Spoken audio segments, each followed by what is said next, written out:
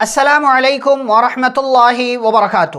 معزز ناظرین، محترم سامعین، پچھلی ملاقات میں ہم اس بات کا تذکرہ کر چکے ہیں کہ نبی صلی اللہ علیہ وسلم کے دنیا سے جانے کا وقت قریب آ گیا۔ اس کی کچھ ابتدائی علامتیں، کچھ آثار صحابہ کرام رضی اللہ عنہم کو نظر آئے، اور پھر آپ صلی اللہ علیہ وسلم ایک بیماری میں مبتلا ہو گئے۔ آئیے آج کی اس ملاقات میں جانتے ہیں کہ بیماری کا، مرض کا آغاز کیسے ہوا اور پھر یہ سلسلہ کیسے آگے بڑھا۔ 29 صفر کا مہینہ چل رہا ہے، سن 11 ہجری ہے، پیر کا منڈے کا دن ہے۔ آپ صلی اللہ علیہ وسلم بقیع قبرستان میں، جسے لوگ جنت البقیع کہتے ہیں، بقیع قبرستان میں آپ صلی اللہ علیہ وسلم گئے۔ ایک جنازے میں آپ صلی اللہ علیہ وسلم نے حاضری دی اور جنازے میں آپ صلی اللہ علیہ وسلم نے شرکت کی۔ جب آپ بقیع قبرستان سے آئے تو راستے میں ہی آپ کے سر میں درد شروع ہو گیا، آپ کے سر میں درد شروع ہو گیا، آپ کا سر دکھنے لگا،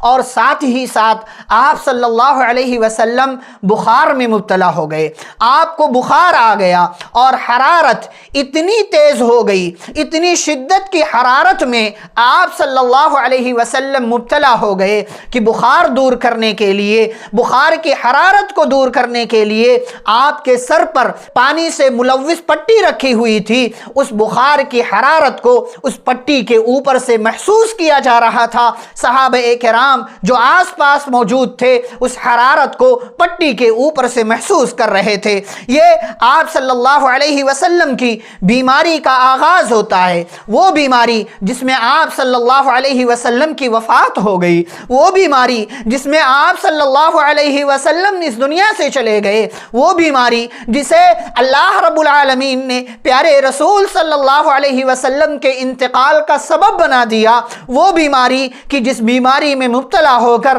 آپ صلی اللہ علیہ وسلم اپنے صحابہ کے درمیان سے، دار البقا سے ہمیشہ والی زندگی کی طرف، ہمیشہ والے گھر کی طرف لوٹ گئے۔ آپ صلی اللہ علیہ وسلم نے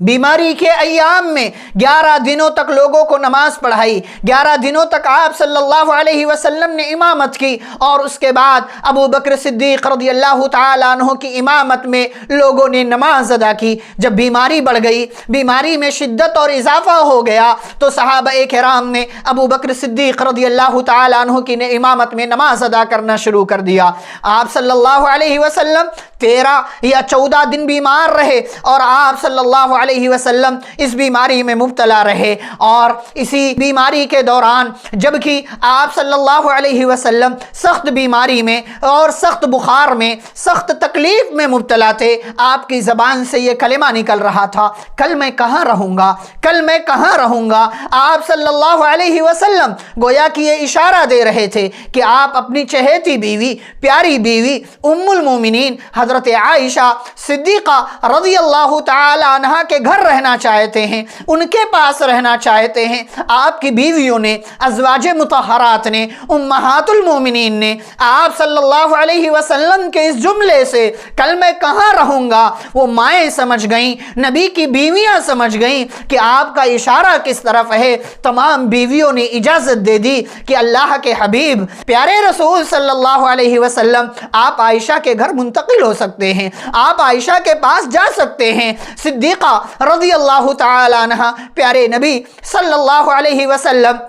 اما عائشہ صدیقہ رضی اللہ تعالی عنہ کے گھر منتقل ہو گئے، لیکن کمزوری ایسی ہے، بیماری ایسی ہے، تکلیف ایسی ہے، اور شدت کی تکلیف ایسی ہے کہ پیارے نبی صلی اللہ علیہ وسلم جب منتقل ہونے لگے اور اما عائشہ رضی اللہ تعالی عنہ کے گھر جانے لگے تو آپ اکیلے نہیں گئے، آپ اپنے پیروں پر چل کر کے نہیں گئے، بلکہ اپنے چچا زاد بھائیوں حضرت فضل بن عباس، حضرت علی بن ابی طالب رضی اللہ تعالی عنہما کے سہارے آپ صلی اللہ علیہ وسلم نے اما عائشہ رضی اللہ تعالی عنہ کے گھر منتقلی کا سفر طے کیا۔ آپ اتنے کمزور ہو گئے ہیں کہ آپ صلی اللہ علیہ وسلم خود چل کر نہیں جا پا رہے ہیں۔ آپ دیکھیں کہ نبی صلی اللہ علیہ وسلم کے سر پر پٹی بدھی ہوئی ہے، آپ چل رہے ہیں، 2 صحابہ کے سہارے جا رہے ہیں، پاؤں آپ کا زمین پر گھسٹ رہا ہے، آپ پاؤں اٹھا کر چل بھی نہیں سکتے ہیں،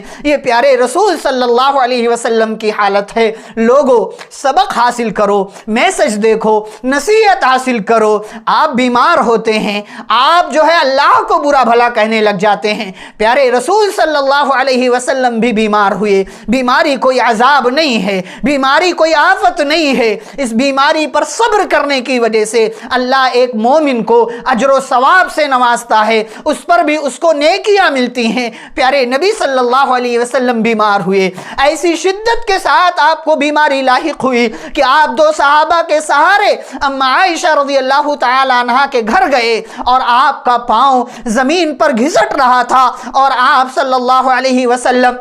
اسی حالت میں اما عائشہ صدیقہ رضی اللہ تعالی عنہ کے گھر پہنچے، اور اپنی زندگی کا آخری ہفتہ، مکمل ہفتہ آپ صلی اللہ علیہ وسلم نے اسی گھر میں گزارا، اما عائشہ صدیقہ رضی اللہ تعالی عنہ کے پاس گزارا۔ عائشہ رضی اللہ تعالی عنہ کی تکلیف کا ہم اور آپ اندازہ بھی نہیں کر سکتے ہیں۔ وہ عورت، وہ بیوی، وہ خاتون کہ جسے پیارے نبی صلی اللہ علیہ وسلم سے محبت ہے، اور پیارے نبی صلی اللہ علیہ وسلم جس خاتون سے بے انتہا محبت کرتے ہیں، جس عورت کے پاس آپ اپنے آخری لمحات گزارنا چاہتے ہیں، خواہش کا اظہار کرتے ہیں، اس عورت کو، اس خاتون کو کتنی تکلیف ہوئی ہوگی ہم اور آپ اندازہ نہیں کر سکتے ہیں۔ اما عائشہ صدیقہ رضی اللہ تعالی عنہ اپنے محبوب، اپنے شوہر کی تکلیف کو دور کرنے کے لیے معوذات پڑھ کر کے دم کیا کرتی تھی کہ میرے محبوب کی تکلیف دور ہو جائے۔ جو آپ صلی اللہ علیہ وسلم سے دعائیں انہوں نے سیکھی تھی،